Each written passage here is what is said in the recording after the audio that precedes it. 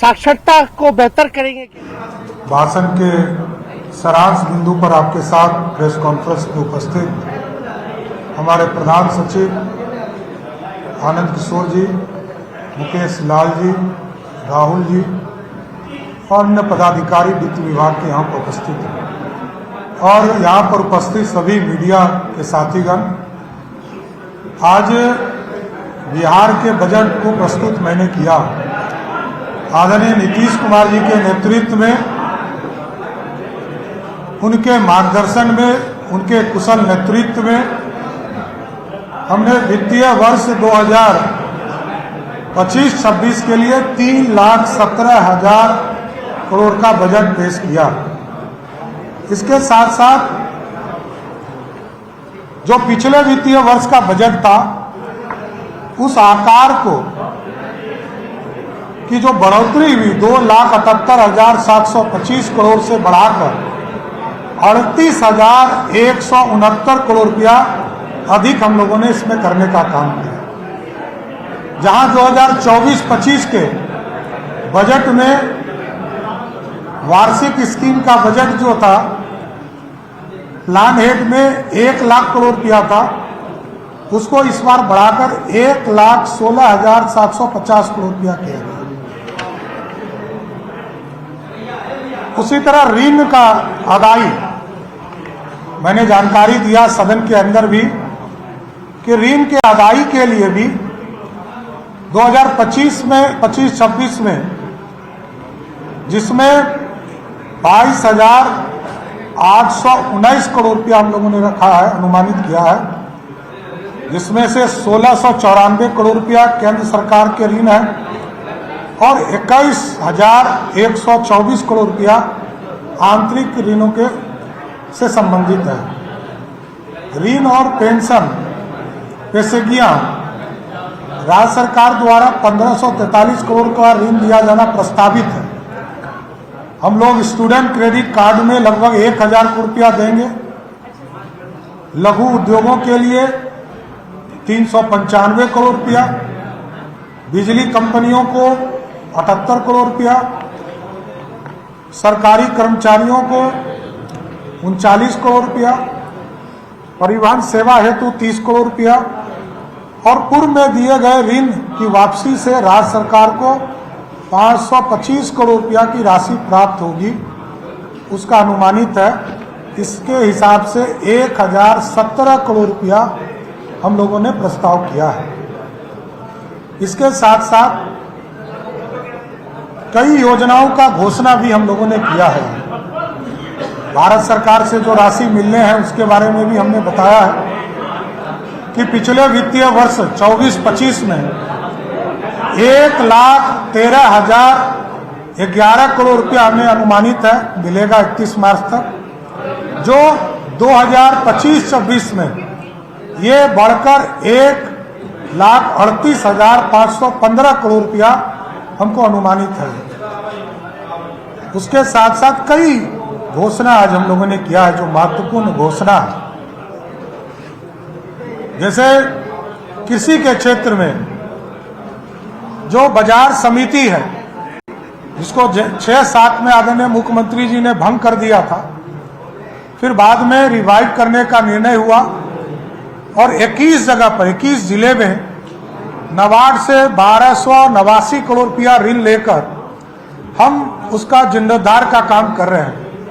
लेकिन हम लोगों ने तय किया है कि अब 21 नहीं 38 जिले के बाजार समिति उत्पादन बाजार प्रांगणों को हम आधुनिकीकरण करने का काम करेंगे और समुचित विकास करने का काम करेंगे। इसके साथ साथ अभी तक एमएसपी पर धान अधिप्राप्ति, गेहूं अधिप्राप्ति होता था बिहार में। इस बार हम लोगों ने तय किया है अरहर का दाल, मूंग का दाल, उड़द का दाल, इसको भी एनसीसीएफ के माध्यम से, नेफेड के माध्यम से, कोऑपरेटिव के सहयोग से, पैक्सों के सहयोग से इसका भी एमएसपी के आधार पर हम लोग खरीदारी करने का काम करेंगे।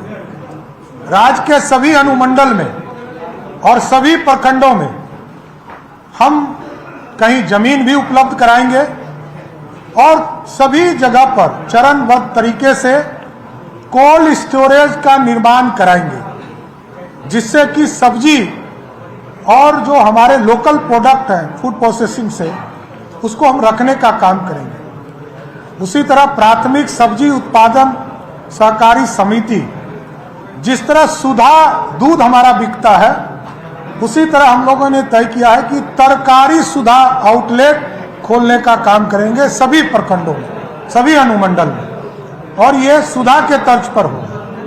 और अभी तक हमारे 302 प्रखंडों में बिहार राज्य सब्जी प्रसंस्करण एवं विपणन फेडरेशन का गठन हुआ है।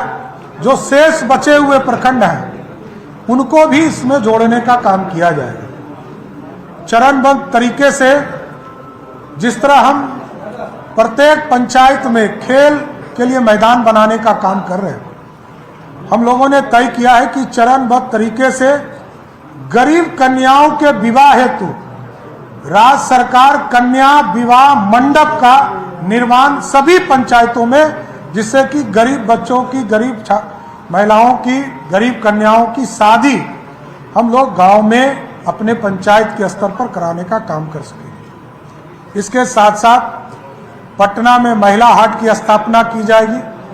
अन्य सभी बड़े शहरों में व्यापार जो हमारा स्थल है, वेंडिंग जोन जो है, वहाँ महिलाओं के लिए स्थल को चिन्हित किया जाएगा और वहाँ सिर्फ महिला ही उस वेंडिंग जोन में व्यापार करने का काम करेगी। उसी के साथ साथ प्रयोग के तौर पर अभी इसको हम लोग स्टार्ट करेंगे, चलंत व्यायामशाला जिम ऑन व्हील, इसको पटना में हम शुरुआत करेंगे, जिसका ट्रेनर भी महिला ही होगी, दूसरा नहीं होगा। इसके बाद राज्य के सभी शहरों में महिलाओं के लिए पिंक टॉयलेट की स्थापना की जाएगी और प्रथम चरण में 1 महीना के अंदर 20 पिंक टॉयलेट स्थापित किए जाएंगे। राज्य के सभी जिलों में जो बस स्टैंड है, इसका जीर्णोद्धार का काम किया जाएगा और चरणबद्ध तरीके से कई जगह हम लोगों ने अभी काम शुरू किया है, लेकिन सभी जिले के में चरणबद्ध तरीके से बस स्टैंड की स्थापना किया जाए। और कई पॉलिसीज हैं हमारे, बिहार औद्योगिक निवेश प्रोत्साहन नीति, ये पुराना हो गया है, 2016 में आया था, इसको 2025 का हम लाने का ड्राफ्ट तैयार कर रहे हैं। अस्थायी वैकल्पिक ईंधन के लिए बिहार बायोफ्यूल्स उत्पादन प्रोत्साहन संशोधन नीति 2025 लागू करेंगे। उसी तरह किसानों के आय को वृद्धि करने के लिए बिहार खाद्य प्रसंस्करण नीति 2025 लाएंगे। फार्मास्यूटिकल के क्षेत्र में हमारे पास कोई नीति नहीं था, दवा यहाँ बनाए जा सके, इसके लिए पूरा एक नया पॉलिसी लाकर 2025 हम लागू करेंगे। प्लास्टिक पॉलिसी 2025 लाने का काम करेंगे। उसी तरह उद्यमिता को विकास के लिए जिन संस्थान जो हमारे यहाँ है, इसका जीर्णोद्धार करेंगे और सेंटर ऑफ एक्सीलेंस के रूप में इसको विकसित किया जाएगा। राज्य के सभी प्रमुख शहरों में कामकाजी महिलाओं के लिए हॉस्टल, विमेन हॉस्टल का निर्माण राज्य सरकार कराने का काम करेगी और इसके लिए भी एक नियमावली इसके लिए भी तैयार करने का काम किया जाएगा। हमारा पहचान गुड़ था, हमारे यहाँ गन्ना उद्योग के बढ़ावा के लिए, गुड़ के लिए सेंटर ऑफ एक्सीलेंस की स्थापना पूसा समस्तीपुर में किया जाएगा। इसी तरह जो प्रवासी मजदूर हैं, हमारे श्रमिक हैं, इसके लिए देश के कई स्थानों पर, हैदराबाद, बेंगलोर, मुंबई, दिल्ली एनसीआर, कोलकाता, गुवाहाटी, सूरत, लुधियाना, कोयम्बटूर, चेन्नई में प्रवासी सह निबंधन केंद्र, माइग्रेशन काउंसलिंग कम रजिस्ट्रेशन सेंटर की स्थापना किया जाए। वर्तमान में अभी 534 ब्लॉक है पूरे प्रदेश में, जिसमें से 358 ब्लॉक में हमारे राजकीय डिग्री कॉलेज नहीं है। तो राज्य सरकार ने चरणबद्ध तरीके से डिग्री कॉलेज सरकारी अथवा निजी की स्थापना करने का सुनिश्चित किया है। 1 से 10 तक के लिए समान श्रेणी के छात्र अल्पसंख्यक सहित की छात्रवृत्ति को दुगनी की जाएगी। निजी क्षेत्र के सहयोग से राज्य में नए निजी मेडिकल कॉलेज संचालित किए जाएंगे। जो हमारे मेडिकल कॉलेज बने हैं उसको भी हम निजी भागीदारी से चलाने का काम करेंगे। जिस कॉलेज में दिक्कत होगी नए मेडिकल कॉलेज में, हम उसको चलाने के लिए निजी भागीदारी भी लेने का काम करेंगे। और इसके साथ साथ पीपीपी मोड पर भी कोई व्यक्ति यदि पीपीपी मोड पर हम जमीन उसको उपलब्ध कराएंगे और पीपीपी मोड पर यदि वो नया मेडिकल कॉलेज खोलना चाहे तो हम उसको जमीन उपलब्ध कराकर उसके लिए भी एक पॉलिसी बनाकर स्थापित करने का काम करेंगे। राज्य के बड़े अनुमंडल जहां एक बड़ा अनुमंडल पड़ता है, कई विधानसभा है, तो वैसे जगह को चिन्हित करके वहां एक अतिरिक्त रेफरल अस्पताल का निर्माण किया जाएगा। राज्य में लोक स्वास्थ्य प्रबंधन संवर्ग का सृजन किया जाएगा। संपूर्ण राज्य में शहरी क्षेत्र के विकास के लिए विशेष रूप से वंचित वर्ग के लोगों के लिए स्लम क्षेत्र इत्यादि के लिए नगर चिकित्सा केंद्रों की स्थापना की जाएगी। प्रथम चरण में राज्य के सभी 9 प्रमंडलों के जिला मुख्यालय में 108 चिकित्सा केंद्र की स्थापित किया जाएगा। कैंसर जैसे गंभीर बीमारी की रोकथाम हेतु इलाज हेतु बिहार कैंसर केयर सोसाइटी की स्थापना किया जाएगा। और बेगूसराय जिले में सबसे अधिक कैंसर के मरीज पाए जाते हैं, तो हम लोगों ने तय किया है कि बेगूसराय में एक कैंसर अस्पताल की स्थापना किया जाएगा। उसी तरह मुख्यमंत्री पिछड़ा वर्ग, अत्यंत पिछड़ा वर्ग प्री मैट्रिक छात्रवृत्ति योजना के अंतर्गत जो अभी छात्रवृत्ति हमारे छात्रों को मिलता है, पिछड़ा और अति पिछड़ा वर्ग के लोगों को, इसको हम दुगना करेंगे। प्रति वर्ष जो अतिरिक्त भार पड़ेगा वो लगभग 875 करोड़ रुपया पड़ेगा। इसको हम लोगों ने अनुमानित किया है। उसी तरह SC ST वर्ग के जो अनुसूचित जाति और अनुसूचित जनजाति के छात्रों के लिए जो राशि अभी उपलब्ध कराई जाती है प्री मैट्रिक छात्रवृत्ति योजना के तहत, उसमें भी हम उसको दुगना करने का काम करेंगे और इसमें 260 करोड़ रुपया वार्षिक अनुमानित व्यय आएगा। मुख्यमंत्री अनुसूचित जाति एवं अनुसूचित जनजाति छात्रावास में रहने के बाद अनुदान देने का काम 1000 रुपया किया जाता है, उसको हम बढ़ाकर 1000 से 2000 करने का काम नीतीश कुमार की सरकार करेगी। अनुसूचित जाति एवं अनुसूचित जनजाति की आबादी वाले वैसे 40 प्रखंड जिसमें 50,000 या उससे अधिक आबादी है, पूर्व से आवासीय विद्यालय संचालित नहीं है, उसमें 720 आवासन वाले विद्यालय की स्थापना की स्वीकृति के आलोक में 14 आवासीय विद्यालय का निर्माण वित्तीय वर्ष 2025-26 में कराया जाएगा। बिहार के सभी प्रमंडलों में नगर राष्ट्रीय मानकों के अनुरूप खेल अवसंरचना का निर्माण कार्य प्रारंभ किया जाएगा।